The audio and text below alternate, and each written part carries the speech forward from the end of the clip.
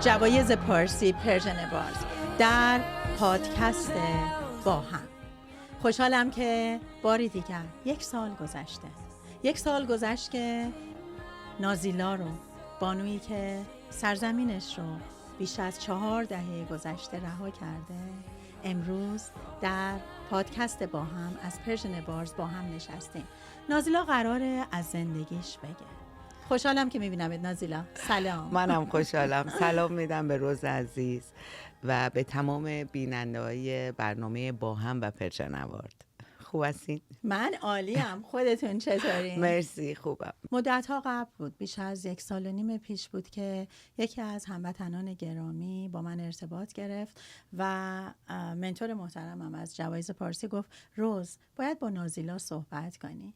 گفتم خیلی خوشحال میشم باهاش صحبت کنم. میخوام اینو بگم اگر که اجازه بدین بهتون بگم. من در شهر تورنتو بودم، داشتم رانندگی میکردم به سمت توی دانولی به سمت شمال. دیدم یه خانمی داره تماس میگیره، مکررن داره تماس میگیره، اسمش هم میدیدم نازیلا. گوشی رو برداشتم، یه 2-3 دقیقه باهاش حرف زدم. یه دفعه دیدم که نازیلا داره میگه آره من نازیلا هستم، من بیش از 40 سال از ایران خارج شدم. و همینجوری که داشت ادامه میداد این صحبت ها رو میکرد، بنزین من برای اولین بار در شهر تورنتو در دانولی خلاصه تموم شد و تو خیابون موندم. میدونین دوستان نازیلا چی گفت؟ این خیلی برای من جالبه. خودم چندین دهه است میشناسین دیگه، بیرون از شهرم، از کشورمم. دیدم که نازیلا میگه که میتونم ازت خواهش کنم بهم بگی کجایی؟ من الان خودمو بهت میرسونم. اینجا بود که خلاصه اون کلیک خورده شد و نشستیم و با 70-80 نفر از کسانی که نازیلا دست دوستی و همراهی بهشون داده بود صحبت کردیم در برنامه با هم در دنیای زوم. 3 مارس در شهر تورنتو 2024 بودش که برای بار دوم بعد از اینی که در برنامه با هم در دنیای زوم در خدمت نازیلای عزیزمون بودیم با جمعی از کسانی که نازیلا دستشون رو گرفته بود. نازیلا کارهای بسیار زیادی برای اون 60-70 نفری که تونسته بودن در دنیای زوم در برنامه با هم پرژن بارز حضور پیدا کنن، کارهای بسیار زیادی رو کرده بود. اما اینجا اینم میخوام بگم، همه اونایی که تو اون برنامه بودن، اونها هم اومده بودن که داستاناشون و قصه هاشون رو که با نازیلا داشتن و چه اتفاقایی بین این دو افتاده بود، این ارتباطی که پیش اومده بود رو تعریف کنن. من به یاد دارم که اون روز ساعتها گریه کردم. میخواستم اسمشو بذارم اشک‌ها و لبخندها، فکر میکنم همینم گفتم. بعد گفتیم نه، با نازیلا از برنامه با هم صحبت میکنیم و نازیلا خواست که دوباره همدیگر رو ببینیم. 3 مارس بود. به یاد داری چه اتفاقی افتاد در تقدیر از چهره‌های تاثیرگذار شهر تورنتو که شما هم به عنوان یک فعال اجتماعی دعوت شده بودین؟ میخواین از اون روز برامون بگین؟ روز خیلی قشنگی بود، برای من خیلی جالب بود، مخصوصا ورودی که من وارد شدم، چون اجازه نمیدادن هر کسی وارد سالن بشه.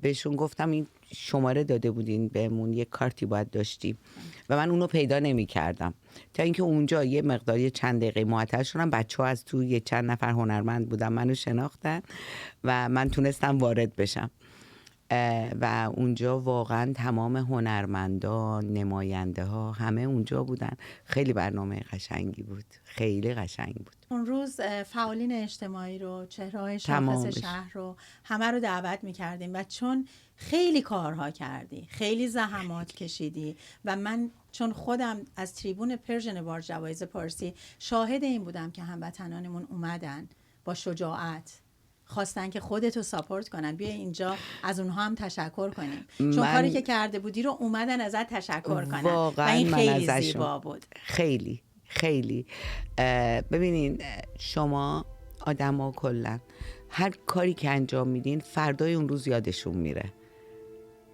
و اکثرا نادر کسایی هستن که واقعا عشق و محبت و با حالت وظیفه نمیدونن.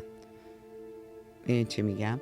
و اونو ترویجش میدن، یعنی بیشترش میکنن، چون هدف اینه که این به همه جای دنیا برسه و همه به همدیگه عشق بدن، نه اینکه حسادت توشون باشه. تو بعضیا که هست، تو بعضیا ضربه زدن هست. رو چه دلیلی؟ شما فکر کنین وقتی یکی کمک میکنه آیا باید ضربه بخوره؟ که من شاهد نه در مورد خودم، حتی افراد دیگه شدم، چون یه عده اومدن گفتن و من دیدم ما از تو یاد گرفتیم، ما از تو یاد گرفتیم که به دیگران کمک کنیم. شخصا شاهد این بودم که واقعا بهشون ضربه زدم. درسته. روز عزیز. بسیار. ولی این که همینا اومدن یک عده و ساپورت کردن و عدهشون هم خیلی زیاده. الان تمام کسایی که من باشون کار میکنم یا کار کردم یا کسایی که کمک کردم تعدادشون روز به روز بیشتر میشه. واقعا روز قشنگی بود 3 مارچ. بر من خیلی جالب بود، مخصوصا وقتی که دقیقا یه حالتی مثل رد کارپت بود، میدونید، جلوی دم در ورودی و واقعا همه هنرمندان اونجا بودن، همه نماینده ها، موزیسین ها، خواننده ها، شاعرها، نقاشا. برای من خیلی قشنگ بود و میتونم بگم از هر نقطه ایران بود. قشقایی‌ها بودن، نمیدونم، برای من جالب بود، لباسای متفاوت پوشیده بودن، خیلی قشنگ. و اینکه نماینده هامون هم اونجا بودن، آقای علی احساسی بودن، آقای مایکل پارسا بودن که از همینجا بهشون سلام میدم. همه کسایی که اونجا بودن من داشتم میدیدم موزیسین با یک کس دیگه که توی یک هنر دیگه است داره آشنا میشه و همه همدیگه رو در آغوش گرفتن و با چه عشقی اون برنامه داره اجرا میشه. مرسی از شما و آقای مقدم که همه ماها رو جمع کردین اونجا و از کشورهای دیگه، یعنی هلند، ترکیه، از تمام کشورها. خیلی قشنگ بود برای من. ممنونم. زیبایی مرسی از شما. افرادی مثل خودت مرسی از هستن. شما. داشتیم در مورد تقدیر از چهره‌های تاثیرگذار سال که یکی از طبقات خیلی پرشن وارز هست تقدیر می‌کردیم از کسانی که به هر حال تو اسوسییشن های مختلف بودن و اونجا داستان شروع شد با نازیلا. نازیلا یه سوال ازت میکنم. میدونم که باید بریم سراغ سالهای بسیار دور که از ایران خارج شدی، ولی حالا چون به اینجا رسیدیم اینو میخوام ازت بپرسم که کجا بودی؟ نبودی؟ یعنی 1.5 سال خود من و بسیاری از ایرانیایی که تو این کشورهای اجرای بزرگ شدیم و چندین دهه بودیم از نازیلا نشنیده بودیم. داستان چیه؟ یعنی من 1.5 سال گذشته است کسی که این همه نامه، این همه اسناد مختلف از وکلای این سرزمین، از پزشکان، دندان پزشکان، افراد مختلف از سراسر دنیا ارتباط گرفتن، وایساشون رو خودت برام فرستادی. من خودم در جلسه بودم که مادری داشت از تو تشکر میکرد از ایران که به داد فرزندش توی بیمارستان رسیدی، فرزند 16 سالش که سرطان گرفته بوده و هیچ کس رو نداشته و تو در بیمارستان بالا سر این بچه بودی و اون مادر اون روز در همون برنامه با هم قبل از 3 مارچ اشک میریخت. کجا بودی؟ تو این 1 سال قبل از 1.5 سال گذشته. قبل از 1.5 سال گذشته خب طبق معمول کمک میکردم، چه تو دادگاه ها چه کسایی که مشکل داشتن، چون کارم اصلا اینه. کارم وقتی ازم میپرسن کار چیه همه جا، وقتی میگم کمک تعجب میکنن، میگن چه کمک؟ میگم هر اون چیزی که ببینم مشکل از کجاست، اگر قانونی از طریق قانونی، اگر خانوادگی سعی کنم یه راهی براشون تا اونجایی که میتونم پیدا کنم. مشغول بودم حسابی. دختری از کردستان، از ایران زیبای ما، از ارومیه، ایران رو رها میکنه و پناهنده میشه اگر اشتباه نکنم. نه من هنوز اون موقع پناهندگی رو به اون صورت نمیدونستم. من مشکلی برام تو ایران به وجود اومده بود که آقایی به زور میخواست با من ازدواج کنه و اون موقع هم خب دیگه اوایل انقلاب بود، 1-2 سال بود از انقلاب گذشته بود و خیلی آدم و اسلحه داشتن، دست هر کسی بود اسلحه و واقعا کشور زیاد در امن نبود و من مجبور شدم که برم ترکیه بنا به دلایلی که تو ایران نمیتونستم اون موقع باشم و خب تو ترکیه چالش‌های زیادی داشتم کشوری که زبونش هم برام غریبه بود، خودشونم.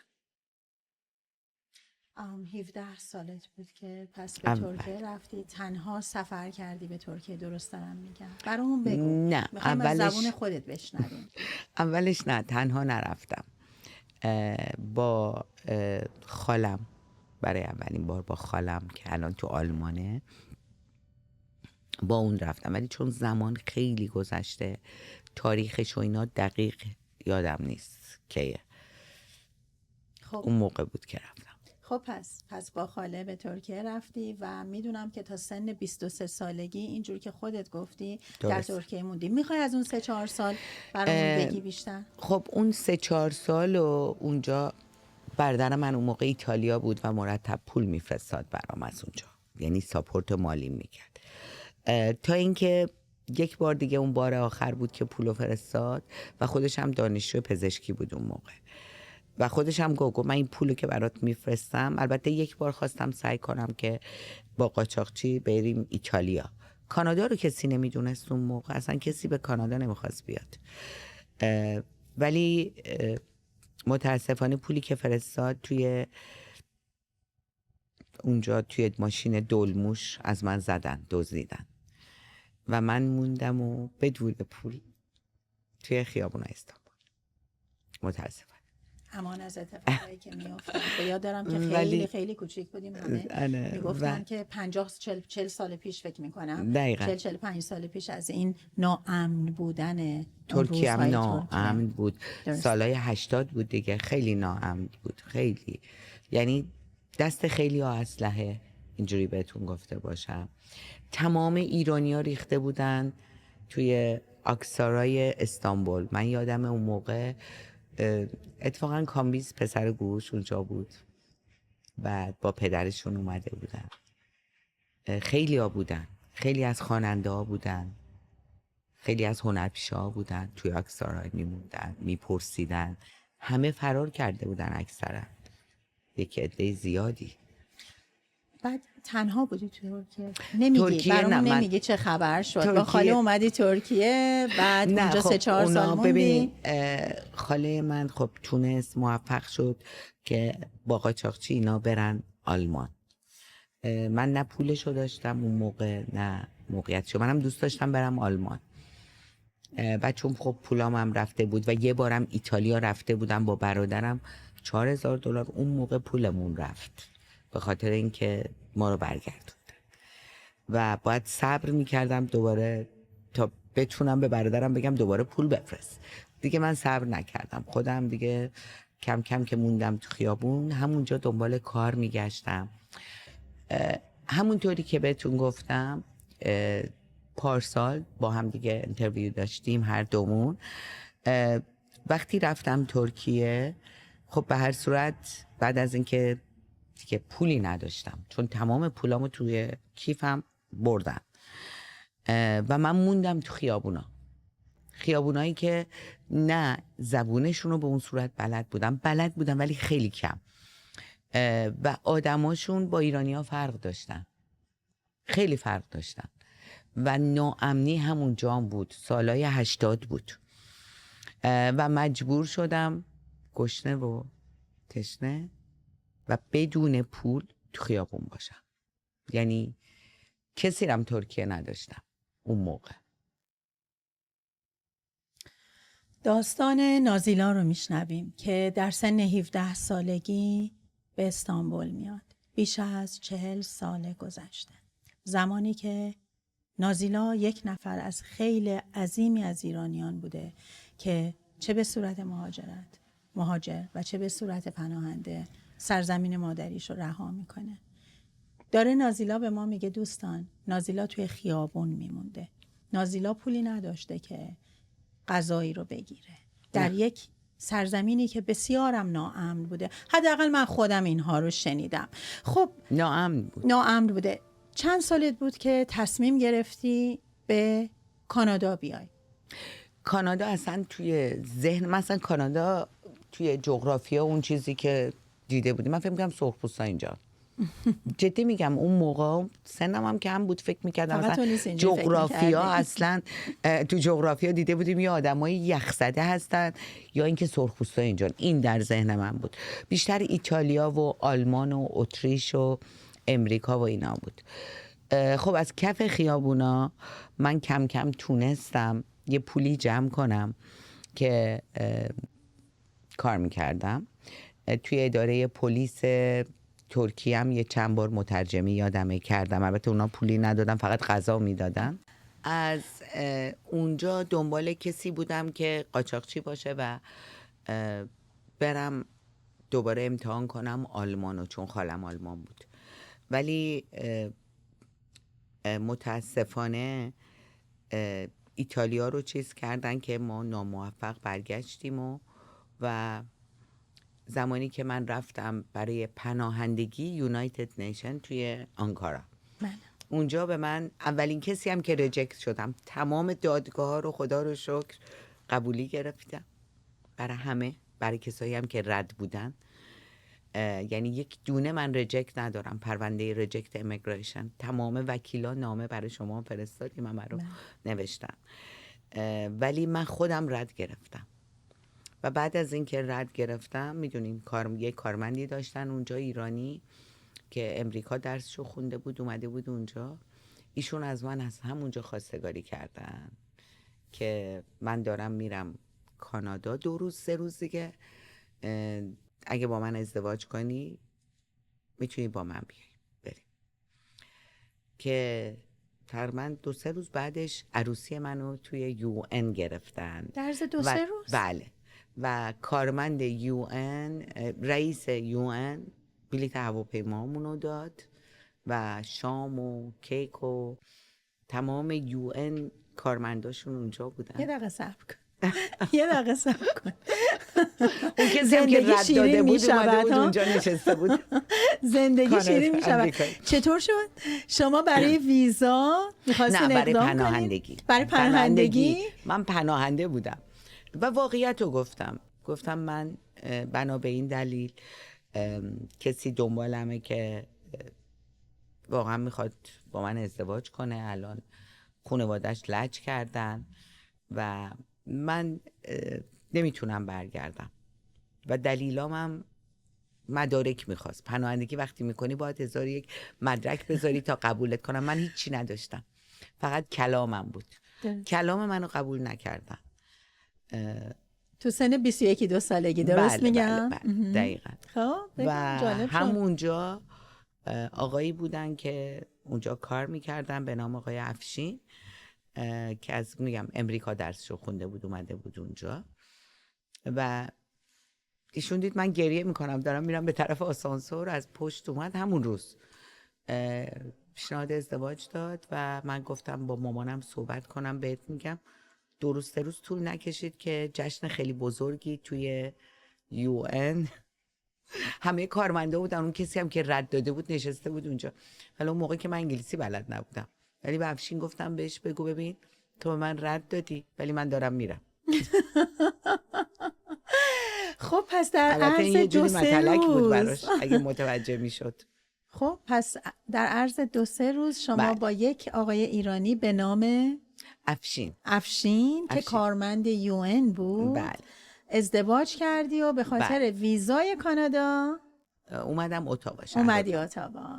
خب نازیلا وارد کانادا شد و به شهر زیبای اتاوا رفت با افشین. بله.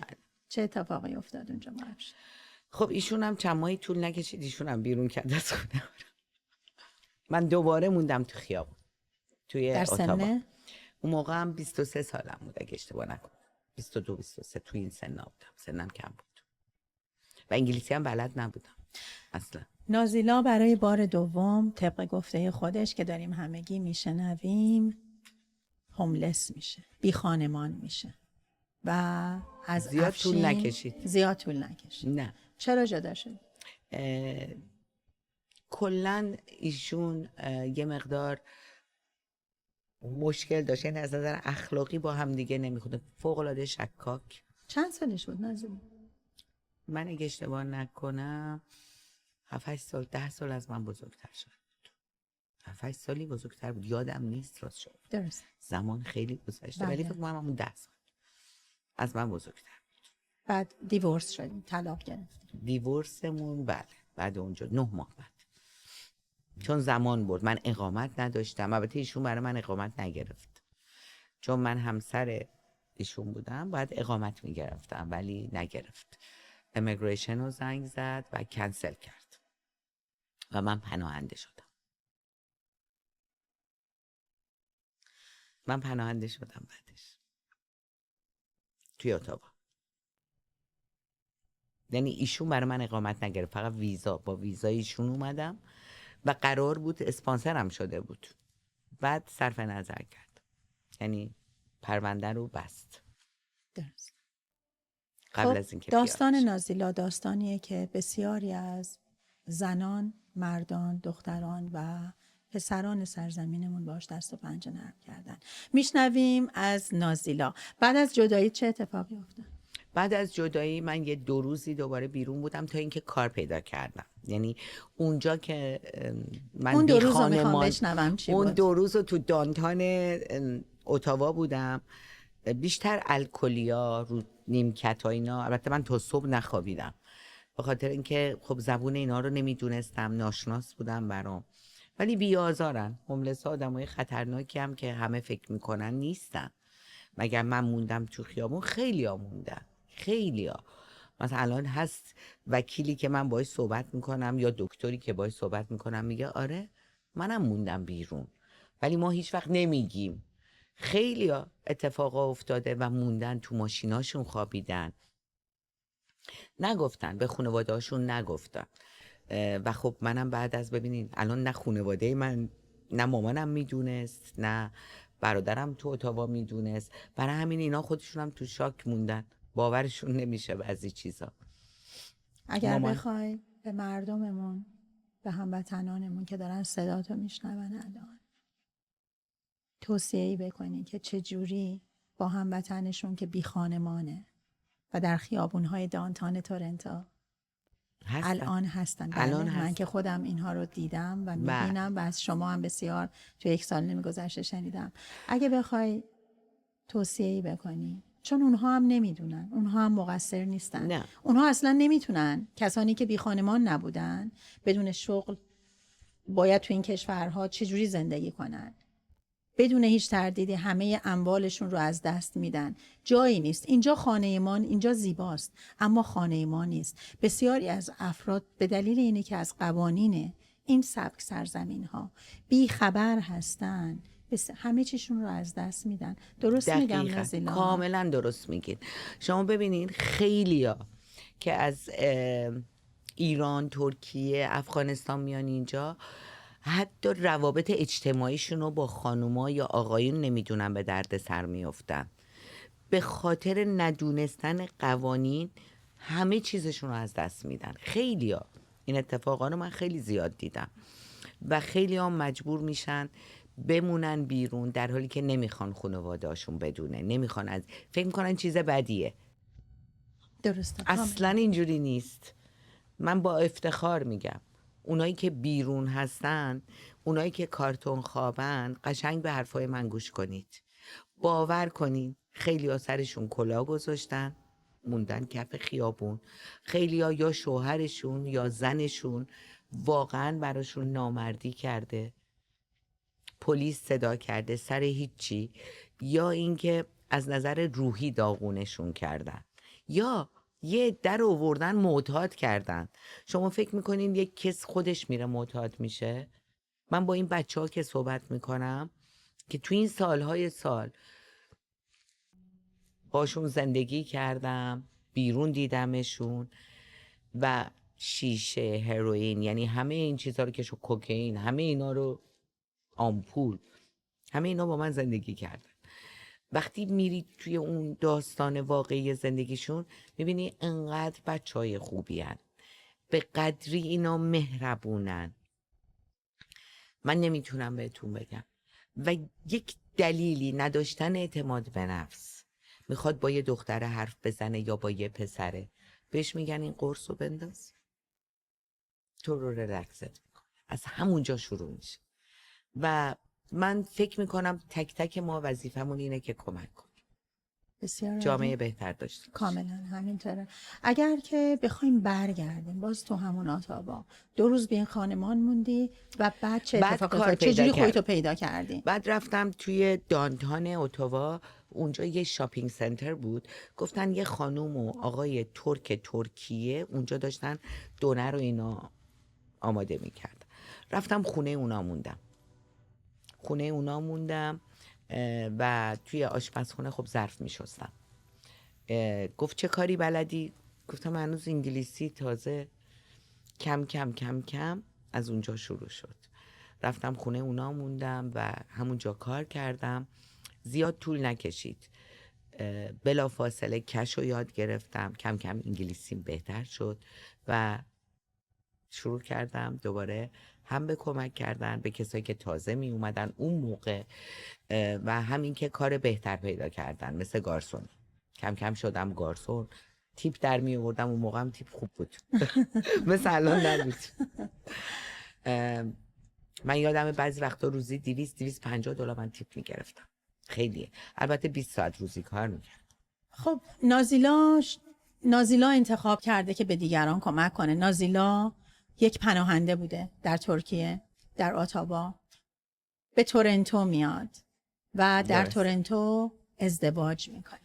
میخوای از نه. ازدواجت و از فرزندانت بگی؟ تو آتاوا ازدواج میکنی اتاوا یا ازدواج میکنم من 30 سال پیش. 30 سال 30 پیش تو خرده‌ای. برای بار دوم یا بار اول ازدواج میکنی در؟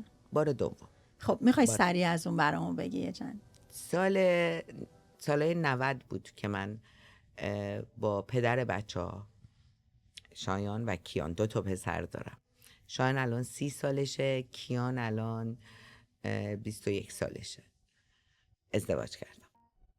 خب ارتباطت با بچه ها؟ با بچه‌ها خب پسر بزرگ من با من صحبت نمی‌کنه، به خاطر اینکه از دستم ناراحته که چرا پولاتو دادی، چرا این آدما رو آوردی با ما زندگی کردن. که البته شایان اتاق خودشو داشت و الانم چون میبینن که پولی نیست میگن پس تو چجوری میخوای زندگی تو ادامه بدی؟ میگم شما نگران من نباشی. ولی خب راحت نیست. شایان من راحت نیست، میگه تو این همه کار گرفتی و ما بعدم فهمیدیم که تو پولا رو از جیب خودت به ما میدادی تو آفیس. اینم ناراحتش کرد چون هیچ کسی پول نمیداد. نداشتم، من خودم بهشون پول میدادم، میگفتم بریم بدیم به اینا که فرماتون اینا رو پر کنن. و وقتی اینو متوجه شد بیشتر عصبانی شد، گفت نباید این کارو میکردی. ولی بچه ها هر جوری که دوست دارن، اگر اینجوری راحته اشکال نداره. ولی بعد از یه مدت خودش متوجه یه میشه. سوال ازت بپرسم. اگر بخوای از اطرافیانت، هر آن که دورت هستش، خانواده، فرزندانت و حتی نماینده های مجلس، دولت این سرزمینی که 30-40 سال درش بودی، بخوای در چند تا جمله برامون بگی که چی میخوای از همه کسانی که دارن فریادهای تو رو میشنون به خاطر کارهایی که کردی؟ ببینین هیچ کسی، نه دور و بر من، نه دوست پسری که داشتم 18 سال بالاخره شاهد کارای من بود از نزدیک. خانوادم که از بچگی نمیتونن منو درک کنن. متفاوتم، نمیدونم چه، از نظر مغزی کلا باشون فرق دارم. اونا قبول ندارن. درست. مرسی. برای اونا قابل قبول نیستم که تو چرا باید پول خودتو بدی به دیگران، جای خودتو بدی به دیگران، لباس خودتو، طلای خودتو. چرا؟ اینو ازت میپرسم، اگر دوباره برگردیم 40 سالی که پشت سر گذاشتی، آیا فرزندانت باهات صحبت نمی کنن؟ افرادی که دور و برتن متوجه این همه گذشت، این همه خدماتی که دادی به جامعه، به مردم، به اطرافیانت، به هوملس ها، به معتاد ها، به بیماران، همه اینهایی که خودت همیشه بهشون اشاره کردی. درست. منم یه سری به حال اسناد رو داشتم و دیدم. اگه بخوایم برگردیم باز هم این کار رو انجام میدی؟ یعنی باز هم همین نازیلا هستی یا اینکه خیر؟ ببینین شاید یک چیزایی رو آدم بالاخره زمان گذشته داری میگین دوباره با این افکار اگه به دنیا بیام، ولی من از کمک کردن نمیتونم، تو ذاتمه. ببینین اگر قرار بود که من استاپ کنم، من پسرم 16 سالش بود، چنان دادی زد، چنان کریستال رو برداشت پرت کرد که دیگه نباید این کار رو بکنی. الان پسر من 30 سالشه. پسر من 8 سالش بود داد میزد مامان نکن. مامان این کی بود؟ پلیس اومد بردش. گری رو دیگه کانادایی من آوردم توی اتوبا. شایان 8 سالش بود. برادر من از 30 سالگی، مامان من از بچگی. خب و من ادامه دادم. میشنویم از نازیلایی که خودش بی خانمان شده بوده در استانبول، در اتاوا، درد بی خانمان و کسانی که نیاز داشتن رو، حتی اینجا و حتی در تورنتو. 10 ماه پیش 10 ماه پیش شما بله. مجددا برای بار سوم بی خانمان شدید. بله، به خاطر اینکه از اون خونه سینیور هاوسینگ اومدن 7-9 نفر بودیم با بچهای جوون زیر 18. ما رو بیرون کردن و پلیس هم گفتم هوا سرد، این بچه‌ها رو چیکار کنم؟ گفت ولشون کن تو خیابون، چون شلتر هم جا نبود. در جامعه، خصوصا جامعه همانند ایران که خودتون مشاهده میکنید، چه داخل چه خارج هیچ فرقی نمیکنه، با افرادی که فرهنگی مثل ما دارن، اگر بخوام اینجوری فقط به عنوان یک ایرانی صحبت کنم، و واقعا جامعه دو قطبی هستش و این دو قطبی بودن جامعه باعث میشه که چه صدماتی به افرادی که خیرین اجتماعی هستن، به کسانی که از خودشون میگذرن، همه چیشون رو از دست میدن که بتونن به دیگران کمک کنن و یک فرشته میشن با 2 بالی که بر شونت هست. دلیلی که این رو جلوی این دوربین دارم میگم، در این پادکست میگم، اینه که من صدای تو رو فقط نشنیدم. من اسنادی که برام فرستادی و خیلی ها توی 1 سال گذشته با من ارتباط گرفتن، میدونم که به هر حال صحبت های نازیلا رو باید بیشتر بهش دقت کنن، باید اسناد رو ببینن، باید افرادی که در همین شهر همشهری تورنتو و کانادا هستن رو ازشون بشنون که شاید بیشتر بتونن ارتباط برقرار کنن. بیا اینا رو اینجا ببندیم و بریم سراغ اینی که از کتابت بگو. گل وحشی. گل وحشی، چه اسم زیبایی. چرا گل وحشی؟ گل وحشی رو من خودم انتخاب کردم برای اینکه ایشون خانم نانسی خب بالاخره یه کانادایی هستن، میدونین، و با ذوق و شوق گفتن که من یه اسمی برات انتخاب کردم به نام From Fear to Freedom، از ترس به آزادی. گفتم نه عزیزم، و خیلی ذوق کرده بود که این اسم جایی نگی کسی نفهمه، سیکرته. بعد من گفتم نه، من از این اسم خوشم نمیاد، چون من فکر نمی کنم از ترس به آزادی اومدم. این افکار من نیست، چون اینجا خاک من نیست، اینجا آداب و رسوم من نیست، آب و هوای من نیست. من مجبوری اینجام، چاره دیگه ندارم. من اسمشو میذارم گل وحشی به خاطر اینکه من خودمو مثل گل وحشی دیدم که هیچ کسو نداشت تو همون ترکیه، هیچ کس که ازش مراقبت کنه. و حتی شعرشو گفتم که خدا نور داد، خدا بارون داد، من بزرگ شدم. من واقعا دنبال ثروت و شهرت نیستم. این از من. با نازیلا هستیم. نازیلا تنها زن ایرانی نیستش که یک همچین داستانی رو داره. حتما در کتاب گل وحشی زندگی نازیلا بیشتر میشنویم. قرار نیست فقط از نازیلا بشنویم. در برنامه با هم در پادکست پرژن بارز از نازیلاها بیشتر خواهیم شنید. اگر ازت خواهش کنم که به زبان کردی. ببینین اتفاقا این برنامه کردی رو شما گفتین، خیلی برای من جالبه که راجع به اینم صحبت کنم. ببینین توی تورنتو من اینجا کامیونیتی دارن کردای ترکیه. یادم 18 سال پیش رفتم اسممو بنویسم که منم میخوام کمک کنم بهتون، ماهی $20 هم $10 چقدر. اینا برگشته بودن گفته بودن این کرد نیست، چون کردی بلد نیست حرف بزنه، کردم نیست، اومده از اینجا مشتری جمع کنه. غافل از این که 4 ماه 5 ماه بعضی وقتا طول میکشه تا یکی با من بتونه صحبت کنه، بخاطر اینقدر سر من شلوغه، نان استاپ تلفنم زنگ میزنه. بعد از اون ور من الان اومدم تو برنامه صحبت کردم، گفتم من یه کرد هستم. خانواده من توی ایران، چه خانواده مادریم زیاد نه، بیشتر پدریم، و چرا از خانواده مادریم هم شاید باشن، میگن که ما سنی هستیم، مثل ترکای ترکیه، ما که لباس کردی نمی پوشیم، ما که کردی صحبت نمی کنیم. من کاملا مخالف این مسئله و با چند نفر بحثم شد همین اواخر، بهم زنگ زده بودن،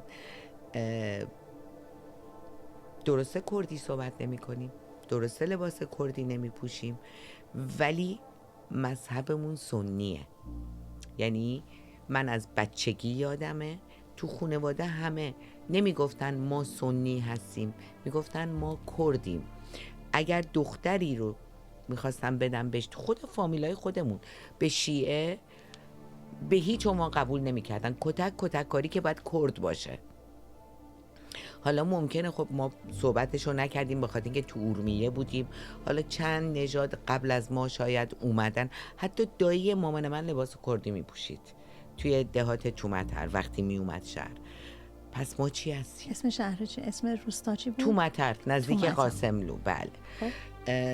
و حالا فرقی نمیکنه چه کرد باشیم چه ترک باشیم.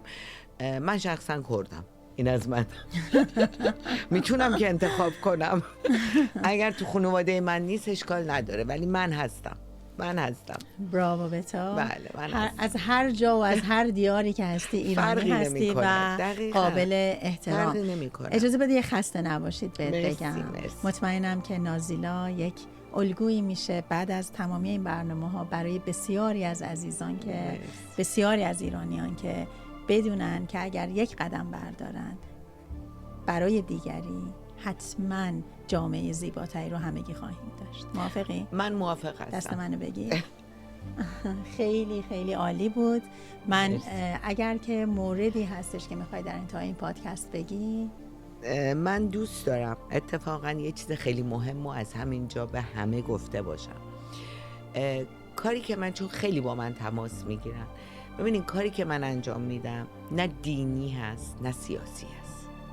من خدا رو قبول دارم، تمام دینارم قبول دارم و احترام میذارم به همشون، در صورتی که واقعا اون کتاب رو انجام بدن و کارهای خدایی رو انجام بدن. تمام دینا راجع به خدا صحبت میکنه و ما یه خدا بیشتر نداریم، چون اعتقادم اینه که هر دینی یک جوری خدا رو میتونه قبول کنه. مغز آدم ها متفاوته، یکیش بودا، از طریق بودا قبول میکنه، یکیش از طریق عیسی مسیح، یکیش از کسی به نوعهای مختلف. من 100% خدا رو قبول دارم و اینکه توی کار سیاست هم من سوادش رو ندارم که بیام تو کارهای سیاسی اصلا دخالت کنم، چون باید اون سوادش باشه. سواد من از بچگی تا الان فقط کمک به هم نوع بوده. درود بر تو. هر کمکی که باشه. درود بر تو. خیلی خوشحال شدم که امروز مرسی. تونستیم در این پادکست با هم باشیم، منم بشنویم. همچنین. فکر میکنم تازه داره شروع میشه. میدونیم که نازیلا خاطرات خیلی زیادی داره، خاطرات تلخ و شیرین بسیاری داره. تمامی صحبت‌هایی کرد، نکاتی رو که بهش اشاره کرد. خب باید بگم که با این افراد در برنامه با همه پارسال در دنیای زوم ملاقات کردیم. امیدوارم که به همه آرزوهات برس. مرسی، مرسی. من از همینجا از همه کسایی که کمک کردن، چه کارگردانا که آقای جانی میکل هست و آقای شهرام علیدی، آقای امیر سلیمانی، از آقای نامور، از علی خلیف و آقای قاضی، از همینجا تشکر میکنم و از همه دکترها و وکیلایی که همشون با عشق برای من نامه نوشتن که قرار دست آقای علی احساسی برسه که برای شما هم فرستادم همه رو. از همینجا از همشون تشکر میکنم. از آقای مقدم تشکر ویژه دارم از خانم روز که منو به برنامهشون دعوت میکنن، سعی میکنن منو معرفی کنن. مرسی از همه شما، از همه شما عزیزان تشکر میکنم. بسیار عالی، ممنونم. من هم به نوبه خودم از نازیلایی که با معرفته، نازیلایی که بانوی توانمند ایران زمینه، نازیلایی که همشهری و سیتیزن کانادا هستش، به خاطر تمامی خدماتی که برای همشهری های ما ترک، ایرانی، عرب، کرد با هر بک‌گراندی که بودن انجام داده تشکر میکنم. تشکر ویژه‌ای رو از میکائیل جانی دارم و از تمامی عزیزانی که اینجا الان حضور دارن و زمان ارزشمندشون رو به صورت بسیار حرفه‌ای به ما دادن که بتونیم اینجا از نازیلا بشنویم. با ما باشید با برنامه با هم در آینده. خدا نگهدار.